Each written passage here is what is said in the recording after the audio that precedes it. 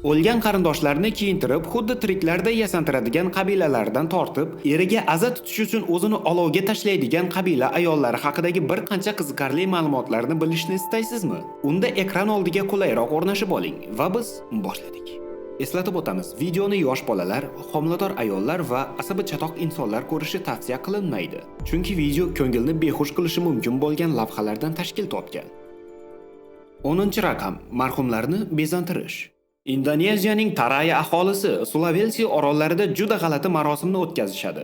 Ya'ni allaqachon vafot etgan yaqinlarini xuddi tiriklarday qilib kiyintirib, yasantirishadi. Bu joylarda marhumga xuddi qattiq kasal bo'lgan odamga qilinganligi singari g'amxo'rlik qilinadi. Ularni ovqatlantirishadi, jasadlarni parvarishlashadi va eng yaxshi va toza kiyimlarni kiygizishadi. Ular oilada kimdir vafot etsa, uni tezda dafn qila qolmasdan, bir necha oy uylarda o'zlari bilan dafn marosimi belgilangan kun kelmaguncha olib qolishadi. Ammo bu g'alati marosim marhumni dafn qilish bilan tugamaydi. Vafot etgan insonni ancha muddat tobut ichiga joylashadi va marhumning qarindoshlari uni doimiy tarzda ziyorat qilishadi.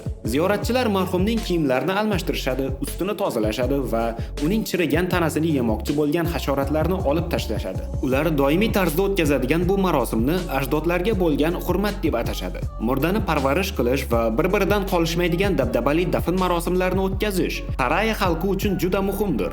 Bunday dafn marosimlari ular uchun o'ta muhim bo'lganligidan bu xalq odamlari butun umrini o'z dafni uchun mablag' yig'ishga sarflaydi. Ba'zi bir dafn marosimlari haftalab davom etishi mumkin. Bunday holat biz uchun juda g'alati bo'lib ko'rinishi mumkindir, ammo bu xalq uchun bu oddiy holatdir. Ular hattoki o'likdan qo'rqishmaydi ham, hattoki tiriklarday quchoqlashib ko'rishadi. Menimcha bu ahmoqgarchilikning va kimligini tanimaslikning eng yuqori cho'qqisi bo'lsa kerak. Siz nima deb o'ylaysiz? O'z fikringizni kommentariyada yozib qoldiring. 9-raqam havodagi tobutlar. Filippindagi bunday dafn marosimi mamlakatning janubiy tog'ida yashovchi qadimiy qabila a'zolari tomonidan o'ylab topilgan. Mana bir necha yuz yildan oshibdiki, bu marosim hali hanuz davom etib kelmoqda. Arxeologlar va tarixshunoslar bu marosimning qanchadan beri davom etib kelayotganligini aniq ayta olishmasa-da, ammo bu odat ispanlarning Filippinga kirib kelgandan keyin boshlanganini taxmin qilishadi. Bu yurish esa 2000 yil oldin sodir bo'lganligiga qaramay, bu marosim hali hanuz davom etib kelayotgani ajablanarli albatta. Bu qabila marhumlarni tepaga, ya'ni tog' bag'irlarga dafn etishining sababi ular dafn etilgan inson qanchalik yuqorida bo'lsa, uning ruhi shunchalik o'tgan ajdodlarga yaqin bo'lishiga ishonishlaridir. Ularning ajdodlari ham yerga ko'milishdan qo'rqishgan. Aniqrog'i, yerga ko'milgach, ularning qabriga yomg'ir orqali tushgan suv tufayli suyaklarning chirib ketishini istashmagan. Shunday ekan, qoyalar ular uchun eng ma'qul yo'l bo'lgan. Dafn marosimi uchun ishlatiladigan tobutlar shu darajada kichik bo'lganki, marhumni ona qornidagi embrion ko'rinishida dafn qilishgan. Bu holat ham o'z ma'nosiga ega. Qabila a'zolarining aytishicha, inson bu dunyoga qanday kelgan bo'lsa, qaytadan yana shu ko'rinishda ketishi lozim ekan. 8-raqam endokanibalizm.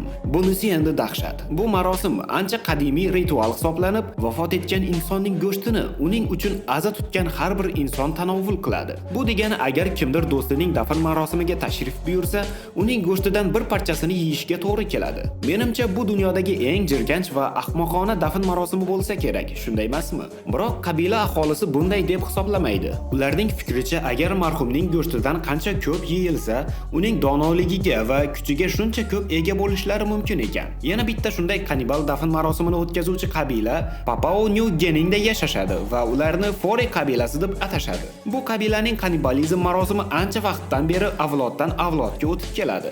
Bu qabila bu ritualga yanada qo'rqinchliroq ko'rinish bag'ishlagan. Marhumning go'shtini asosan ayollar va bolalar yeyishlariga to'g'ri kelgan. Bu marosimning o'ziga xos qonun-qoidalari ham bor. Ayollar marhum akasining miyasini tanovvul qilishi yoki erining qo'lini iste'mol qilishiga to'g'ri keladi.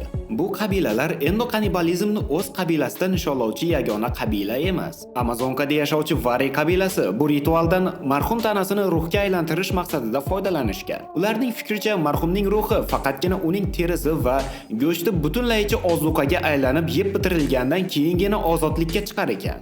Antropolog Bet Conkleyning aytishiga qaraganda esa, qabila a'zolari bu ritualni o'z qayg'ularini yengish uchun o'tkazishar ekan. O'z yaqinlarining go'shtini yeyish, g'am-anduqlarni yengishga va alamli xotiralarni unutilishiga yordam berarmish. Siz bu ritual haqida qanday fikrdasiz? Bu haqida o'z fikringizni kommentariyada yozib qoldiring. 7-raqam, marhum bilan raqs tushish. 2017-yilda Madagaskarda vabo kasalligi tarqaldi. Qora o'lim deya nomlangan bu kasallik o'rta asrlarda Yevropa aholisining ma'lum qismini hayotdan olib ketgan. Hisob-kitoblarga qaraganda ularning soni 100 tani tashkil etgan.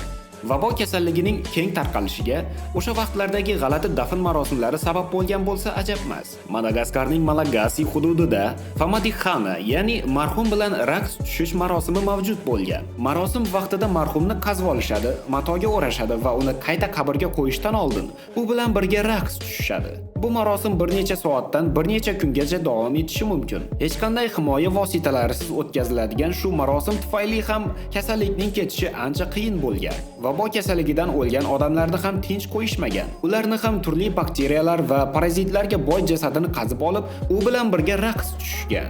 Marosim marhumning xotirasini sharaflash uchun o'tkazilsa-da, ammo aslida ular vabo kasalligini yanada kengroq tarqatishgan. 6-raqam, daraxtga dafn qilish. Bundan 2200 yil oldin bir guruh keltlar Shvetsariyaning Tyurixa shahrida juda ham g'alati marosimni amalga oshirishdi. Marhumning tanasini butunlaycha qo'y terisi bilan o'rashgan va ayolni daraxt ichiga dafn qilishgan. Dafn qilingan ayolning obro'-e'tiborini bildirish uchun esa uni qimmatbaho, ya'ni shunga yarasha taqinchoqlar bilan bezashgan. Masalan, bu ayol 40 yoshda vafot etgan va uni turli xil qimmatbaho taqinchoqlar bilan dafn qilingan. Ayolning qabri quruvchilar tomonidan shahar markazidan topildi. Uncha uzoq bo'lmagan joyda esa xuddi o'sha davrga tegishli yana bitta shunday qabrni aniqlashdi. Ammo bunisi daraxt ichiga dafn etilgan erkak kishi qabri edi. Umuman olganda odamlarni daraxt ichiga nima sababdan dafn qilinganligini hozirgacha hech kim aniq ayta olmaydi. Menimcha esa bu marosim marhumning ruhi tabiatga singib ketishini istaganliklari uchun o'tkazilgan. 5-raqam, qushlar qabristoni.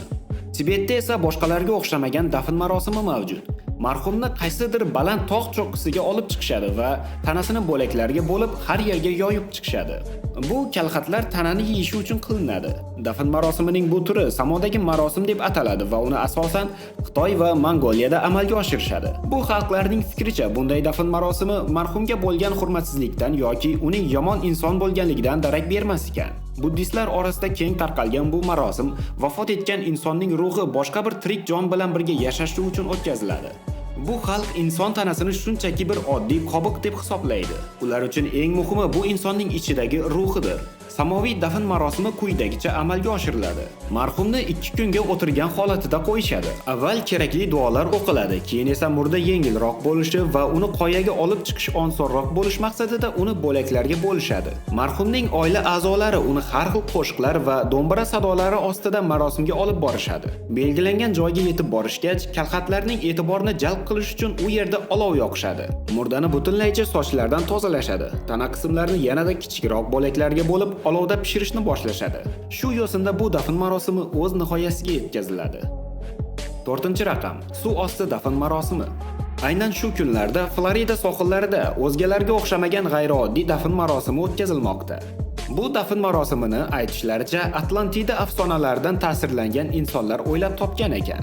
Bu yerlarning har bir qarichi tosh tobutlar va ko'plab jasadlar bilan to'la. Bu qabriston Biskay sohillaridan uncha uzoq bo'lmagan joyda 12 metr chuqurlikda aniqlangan.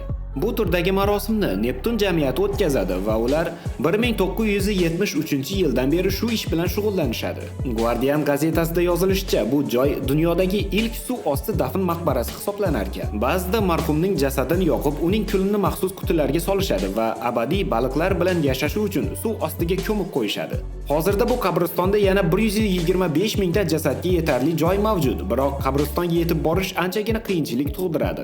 Agarda kimdir bu yerga o'z oila a'zolarini dafn qilmoqchi bo'lsa, u holda unga suv ostida kerak bo'luvchi maxsus kiyimlar, nafas olish uskunasi yoki suv osti texnikasini o'zi bilan birga olib chiqishi lozim bo'ladi. 3-raqam, Zoroastriancha dafn marosimi. Zoroastriizm bu hozirgi kunda ham davom etib kelayotgan qadimiy dinlardan biridir. Bu din xristian dinidan ham qadimiyroq, ya'ni 4000 yil oldin paydo bo'lgan. Bu dinga forslar amal qilishgan toki u yerlarni 7-asrda musulmonlar fath qilmagunlariga qadar. Musulmonlar yurishidan omon qolish maqsadida forslar Hindistonga qochib ketishadi va o'sha yerda o'z dinlarini saqlab qolishdi. Statistika ma'lumotlariga qaraganda bu dinga sig'inuvchilar soni hozirda 2000 tani tashkil qiladi va ularning bir bir qismini Hindiston va Eron aholisi tashkil qiladi. Bu din tamoyillarga ko'ra nafas olishdan to'xtagan inson tanasi ifloslangan hisoblanadi. O'limni yovuz mavjudot Angara Manyu olib keladi deb hisoblashadi.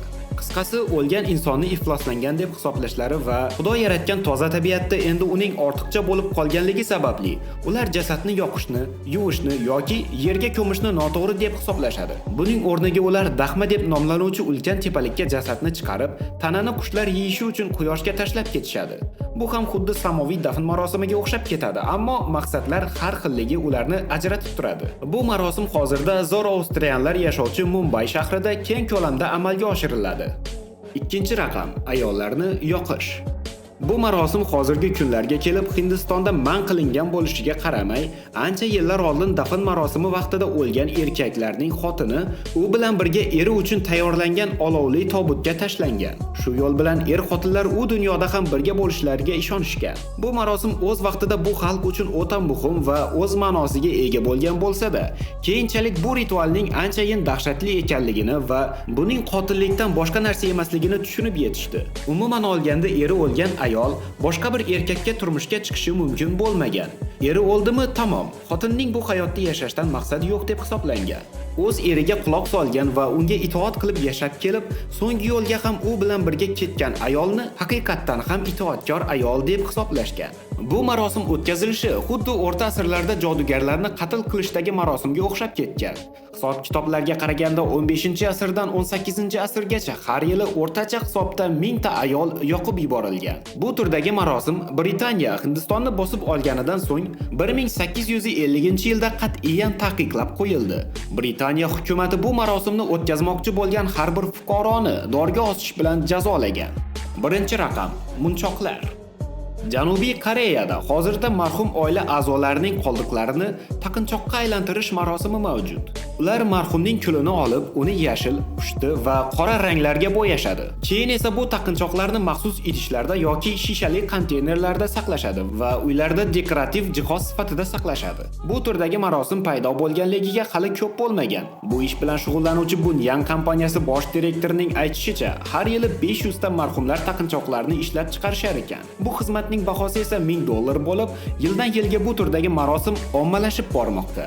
Marhumlarni yoqishning asosiy sabablaridan biri bu Janubiy Koreyada joy yetishmasligi muammosidir. Shu sababli qarindoshlarni yerga ko'mib, ortiqcha yerni band qilgandan ko'ra, ularni yoqib, kulini taqinchoqqa aylantirgan holda uylarda saqlashni ancha ma'qul deb hisoblashadi. Sizga ko'rsatmoqchi bo'lganlarimiz shulardan iborat edi. Video haqida fikringizni kommentariyada yozib qoldirishni unutmang. Biz esa sizlar bilan vaqtinchalik xayrlashamiz azizlar. Uchrashguncha deb qolamiz.